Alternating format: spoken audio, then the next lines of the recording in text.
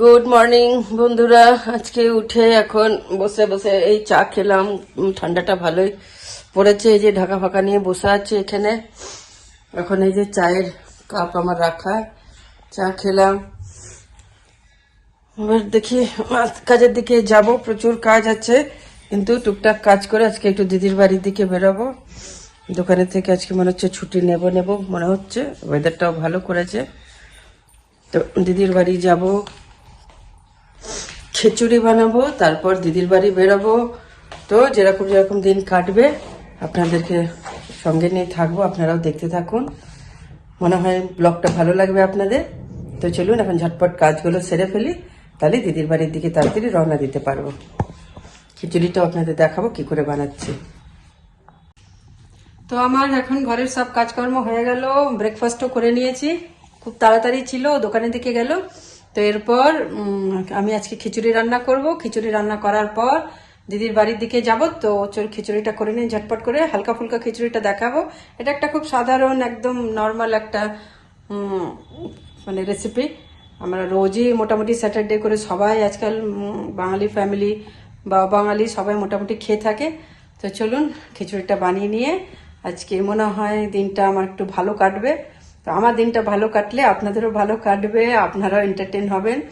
তো চলুন আমি এবার খিচুড়িটা বানাই। যত তাড়াতাড়ি বানাবো তত তাড়াতাড়ি বেরোতে পারবো, মানে ঠান্ডাতে কথাগুলো জড়িয়ে যাচ্ছে। তো চলুন এবার আমি রান্নার দিকে যাই, আর আপনারাও আশা করবো সঙ্গে থাকবেন। তো এই দেখুন আমি এখন এই ডালটাকে জাস্ট এক্ষুনি ভেজে নামিয়ে রাখলাম। এরপর এখানে এই যে আমার সবজি কাটা হচ্ছে, এখানে গাজর কাটা হচ্ছে, কফি কাটা হচ্ছে। আচ্ছা, খিচুড়ির সাথে বাঁধাকপির তরকারি করব, আর বেগুন আছে, বেগুন ভাজা করব। বাঁধাকপির তরকারি দুটো পারপাসে হচ্ছে, খিচুড়ির সাথে হয়ে যাবে, রাতে আমার তরকারি রুটির সাথে হয়ে যাবে রাতের, আর খিচুড়ির সাথে বাঁধাকপি বেগুন ভাজবো। তো এইভাবে এখন চলছে। আরো কি কি ফ্রিজে আছে গিয়ে দেখবো, টুকটাক সবজি বার করে খিচুড়িতে দেব। তো এই প্রসেস চলছে। এরপর এক এক করে আমি শুরু করি, একটু একটু করে এগাই আর আপনাদেরকে দেখাতে থাকি। এই যে এখানে আমি চাল ডাল সব ভেজে ঘি দিয়ে কড়াইয়ে ভেজে এর মধ্যে দিয়ে দিয়েছি কুকারে।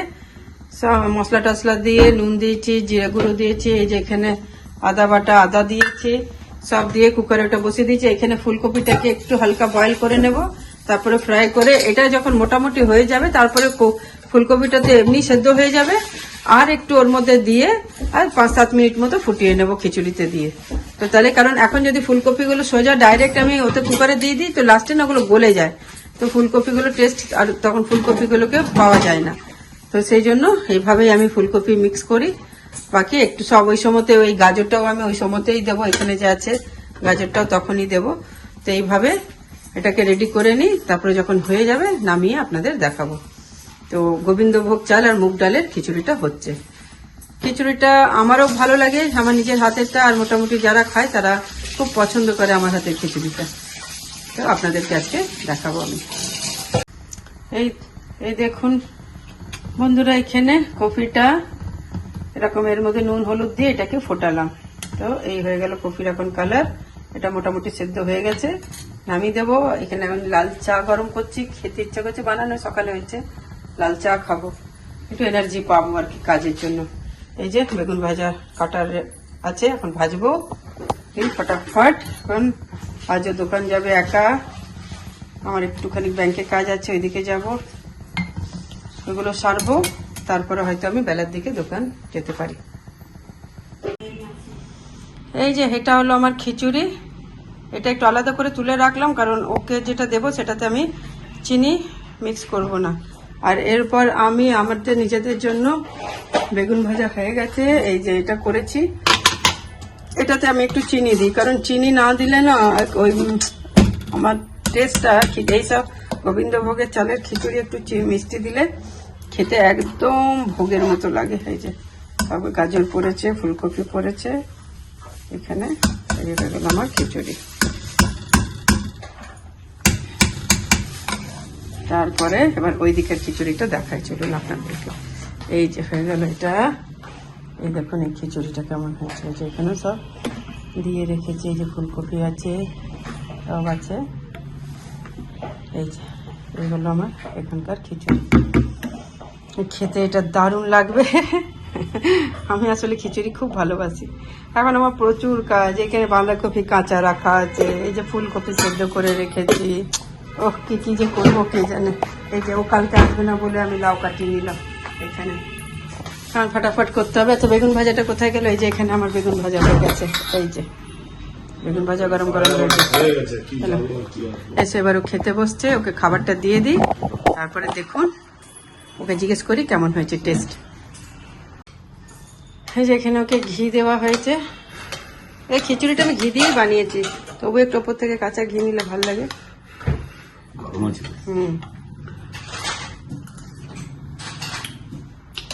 ঘি দিয়ে তো আরো দারুণ হয়ে যায়। বলুন কেমন হয়েছে? ভালো। শুধু ভালো না খুব ভালো? ঠিক আছে, খুব ভালোই আছে। ওই যে মুগ ডালটা যে ভালো করে ভেজেছো, এটা তার টেস্টটা ভালো হয়েছে, বেড়ে যাবে টেস্ট। ঠিক মতো না ভাজতে পারলে, ঠিক করে না ভাজতে পারলে এটা টেস্ট আসতো না। তাহলে এখান থেকে আমি দিয়ে দিই বেগুন ভাজিয়া। খিচুড়ির মেন খাবার হচ্ছে। পাঁপড়টা শেষ হয়ে গেল।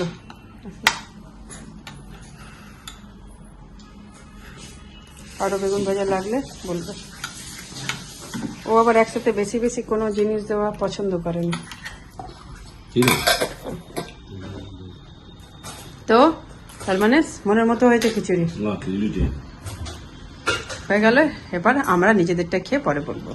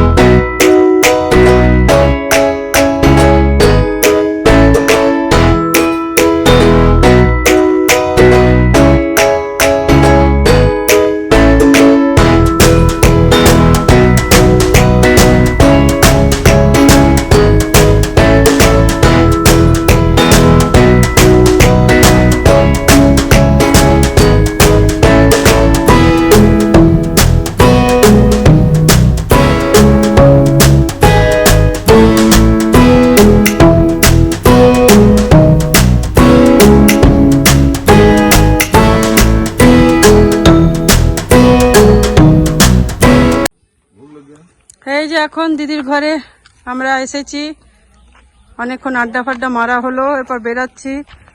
আর এটা দিদির বাড়ির ভিউ। এটা এত সুন্দর জায়গা, এলে খুব ভালো লাগে। এই দিকটা খুব গ্রিনারি, চারিদিকে সাজানো গোছানো, গাছপালা। এখনো এই যে দিদি আর দিদির ছেলে, এই দিদির ছেলে ব্যাঙ্গালোর থেকে এসেছে, এখানে চাকরি বাকরি সব।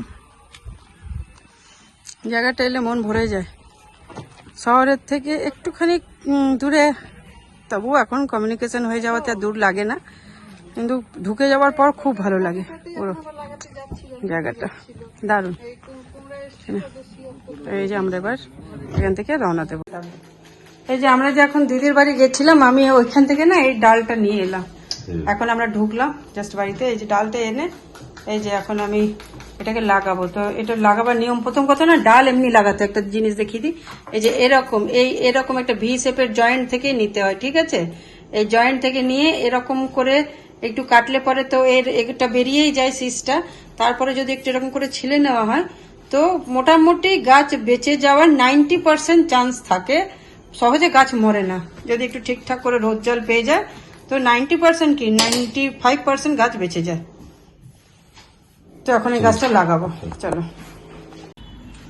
এই যে এটাকে এবার এটার মধ্যে খালি আছে আমার, এটা মাঝখানটা একটু ছোট্ট করে গোল হ্যাঁ করো এমনি করে।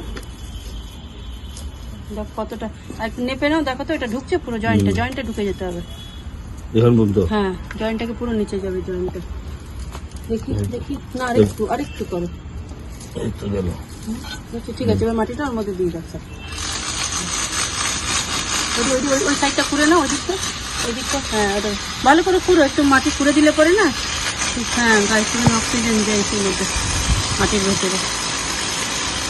ওটা ওই সাইডটা করো, ওই সাইডটা হ্যাঁ, ওই দিকটা। এই যে হয়ে গেল, ঠিক আছে। মাঝখানে হয়েছে তো, সেন্টারে হয়েছে তো। আচ্ছা, ওই গাছগুলো, ছোট ছোট গাছগুলোকে তুলে ফেলে দাও, ওগুলো আগাছা। তো চলুন বন্ধুরা, আজকে ব্লগটা আমি এখানেই শেষ করি, অনেক রাত হয়ে গেছে, শুতে যাচ্ছি। তো আশা করছি আপনাদের ব্লগটা ভালো লেগেছে। প্লিজ লাইক করবেন, শেয়ার করবেন, সাবস্ক্রাইব করবেন। চোখ মুখ আমার ফুলে গেছে, আমার খুব ঘুম পেলে ফুলে যায়। তো এখন যাই, শুয়ে পড়ি, আবার আসবো নতুন একটা ঝকঝকে তকতকে ব্লগ নিয়ে। কালকে আবার আপনাদের সাথে দেখা হবে।